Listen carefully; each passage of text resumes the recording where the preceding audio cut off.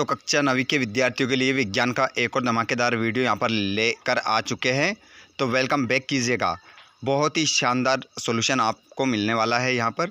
तो सभी विद्यार्थी वीडियो को लास्ट तक देखिएगा। रात की 8 बजे आप लोगों को लाइव क्लास ले रहे हैं आप लोगों के लिए। और अब क्लास जो मिलने वाली है आपको सुबह भी मिलने वाली है। एक क्लास सुबह और लेंगे जिसमें से 100% अभी तक जो भी आपके पेपर हुए हैं सारे के सारे बने हैं। तो ये भी पेपर बनने की पूरी संभावना रहेगी। चलिए तो वीडियो को आप लास्ट तक देखिएगा। कौन कौन दोस्त कहाँ से वीडियो को देख रहे हैं कमेंट बॉक्स में ज़रूर बताइएगा। जो अगर आपका कोई दोस्त नहीं जुड़ा है तो आप उसको शेयर करिएगा, वीडियो को लाइक कर लीजिएगा। चलिए स्टार्ट करते हैं क्वेश्चन क्रमांक पहले से। और जिसने चैनल को सब्सक्राइब नहीं करा हमारे भाई बहन ने, वो सभी चैनल को सब्सक्राइब कर लीजिए। चलिए प्यारे बच्चों, तो हम स्टार्ट करते हैं पहले क्वेश्चन से। प्रश्न क्रमांक पहला है, सही विकल्प चुनकर लिखिए। सही विकल्प चुनकर लिखना है। पहले क्वेश्चन में, पदार्थ की किस अवस्था में कणों के मध्य न्यूनतम रिक्त स्थान होता है। तो देखिए पदार्थ की किस अवस्था में, तो यहाँ पर आपका ठोस, द्रव, गैस, जल। तो इसमें सही उत्तर हो जाएगा ठोस। ठोस आपका सही उत्तर रहने वाला है। आगे बढ़िएगा बच्चों। निम्नलिखित में से कौन सा पदार्थ उदर्वपातित हो सकता है। तो यहाँ पर आपका सही उत्तर हो जाएगा बच्चों नेथलीन हो सकता है, अमोनियम क्लोराइड, एंथेसिन, उपरोक्त सभी। तो इसमें डी ऑप्शन आपका सही होगा, उपरोक्त सभी। अगले क्वेश्चन, आवोगाद्रो स्थिरांक में परमाणुओं की संख्या। तो इसमें जो परमाणुओं की संख्या हो जाएगी बच्चों वो हो जाएगी 6.022 गुणित 10⁻23। आपका ए ऑप्शन राइट हो जाएगा।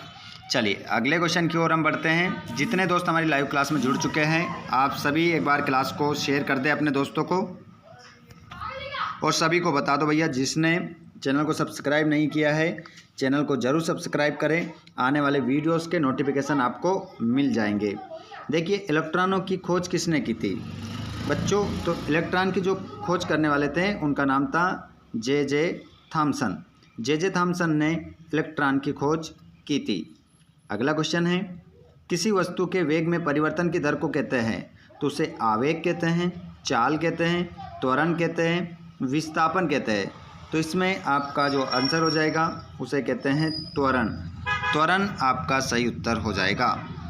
अगले प्रश्न को आप देखेंगे, तेज हवा चलने से पेड़ के पत्ते या फल टूटकर गिर जाते हैं। तो बच्चों इस किसके कारण गिरते हैं ये आपको बताना है। तो स्थैतिक जड़त्व के कारण, गतिक जड़त्व के कारण, प्रतिक्रिया बल के कारण, घर्षण बल के कारण। तो इसमें आपका जो सही उत्तर हो जाएगा स्थैतिक जड़त्व के कारण। अगले क्वेश्चन को देख लीजिए, किसी वस्तु का द्रव्यमान पृथ्वी पर 12 किलोग्राम है तो चंद्रमा पर इसका द्रव्यमान होगा। तो चंद्रमा पर हो जाएगा बच्चों 2 किलोग्राम होगा। ठीक है। इससे पहले जो वीडियो डाला था उसमें भी ये क्वेश्चन पूछा गया था आप लोगों से, लेकिन उसमें आगे वाला जो डायरेक्ट ये एक मैं देख नहीं पाया था। ठीक है, डायरेक्ट मैंने 12 किलोग्राम निकल गया था आंसर, क्योंकि उसमें भी आंसर क्या होगा 2 किलोग्राम होगा। ठीक है, तो उसमें आप करेक्ट कर लीजिएगा। अगर आपने एक और सेट देखा है उस सेट में भी आपको मैंने आपकी तैयारी करवाई थी, तो उसमें आपका 2 किलोग्राम ही होगा। एक एम द्रव्यमान की वस्तु v वेग से गतिशील है जिसकी गतिज ऊर्जा होगी। तो इसमें आपका आंसर हो जाएगा 1/2 mv²2।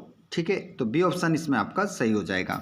चलिए आगे हम बढ़ जाते हैं। इंग्लिश मीडियम वाले बच्चे सेम टू सेम यही आंसर आप लगाएंगे। ठीक है, जैसे सॉलिड, इसका आंसर क्या हो जाएगा सॉलिड, क्योंकि ऊपर हमारा ठोस लगाया था हमने। इसका ऑप्शन क्या हो जाएगा आपका ये हो जाएगा। ठीक है, ए वाला आपका आंसर होगा, क्योंकि ऊपर जो आंसर लगाए वही आंसर आपके होंगे। उसके बाद में रिक्त स्थान यहाँ पर देखेंगे आप सभी। रिक्त स्थान आपको सही साट फिल करना है, गलती किसी प्रकार की नहीं करना है। अगर आप गलती करेंगे तो फिर नंबर कटने की संभावना बनी रहती है। चलिए तो देखते हैं हम।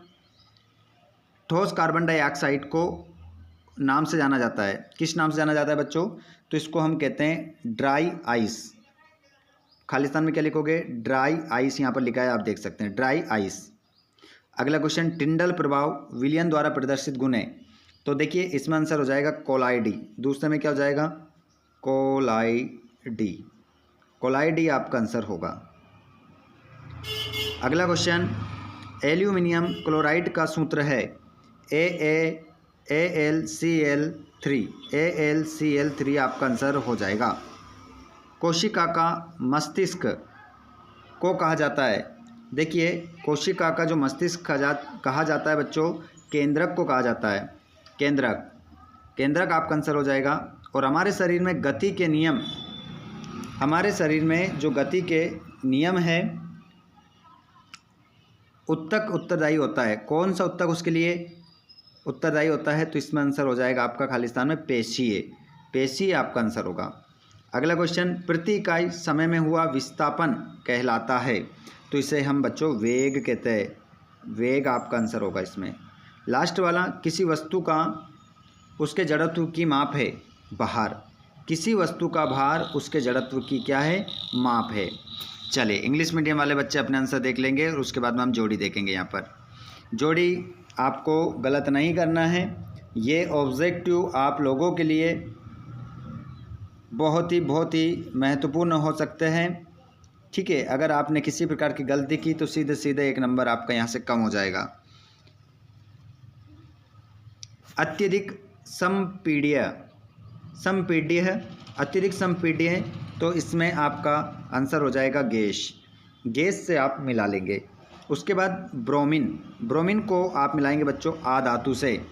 उसके बाद में कैल्शियम और आर्गन, इसको मिलाएंगे बच्चों आप। कैल्शियम और आर्गन इसको आप मिलाएंगे समबारिक से। और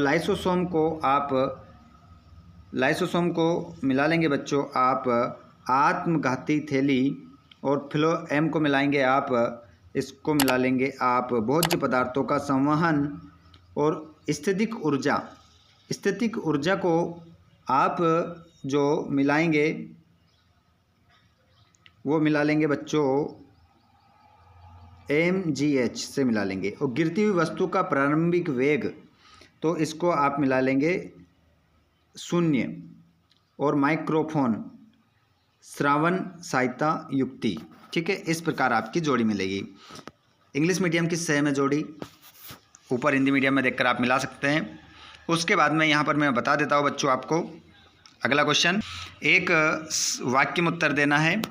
दाब का मात्रक क्या है? बच्चों दाब का जो मात्रक होता है वो क्या होता है, ये आपको बताना है। तो पहले का जो आंसर हो जाएगा वो हो जाएगा पास्कल।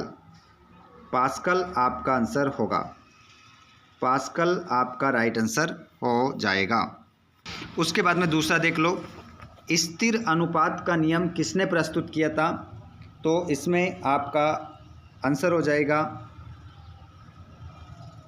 पाउस्ट। पाउस्ट आपका आंसर होगा। उसके बाद सोडियम का इलेक्ट्रॉनिक विन्यास लिखिए। तो इसका जो विन्यास होता है बच्चों वो होता है 281। ये सोडियम का इलेक्ट्रॉनिक विन्यास होता है। और DNA का पूरा नाम क्या है बच्चों? तो इसका आंसर होता है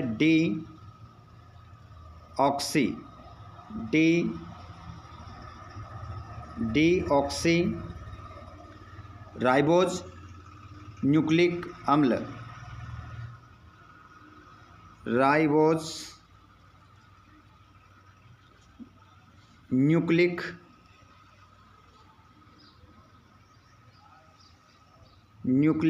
अम्ल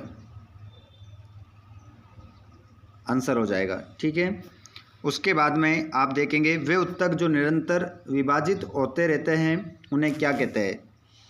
तो इसमें आपका आंसर हो जाएगा, उसे हम कहते हैं बच्चों विभज्योतक। ये पूरा है विभज्योतक उसे कहा जाता है। और किसी वस्तु की गतिज ऊर्जा के लिए व्यंजक लिखिए। तो उसका हो जाएगा बच्चों आपका, अभी हमने ऑब्जेक्टिव में देखा था 1/2 mv⁴ ठीक है, इस प्रकार आंसर हो जाएगा। और मसाले वाली 2 फसलों के नाम लिखना है, तो काली मिर्च, जीरा। ठीक है,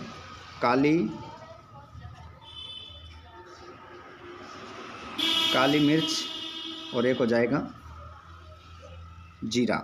ठीक है, जीरा, 2 ये मसाले वाली फसलों के नाम हो जाएंगे। ठीक है, 1 वर्ड में आप देख लीजिएगा यहाँ पर।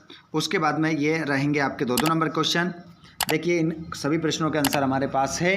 अगर आपको इनमें से कोई से प्रश्न का आंसर चाहिए तो आप कमेंट बॉक्स में बता सकते हैं। ठीक है, आपको तुरंत सेंड कर दिए जाएंगे।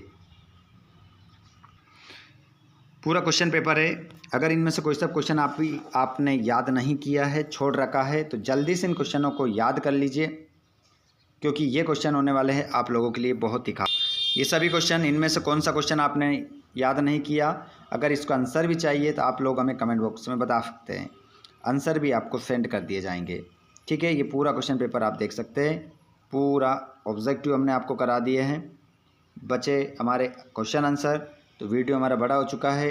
टेलीग्राम पर इसके आंसर सेंड कर दिए जाएंगे। डिस्क्रिप्शन में लिंक है, टेलीग्राम से जुड़ जाइए सभी। शेयर कर दीजिए सभी।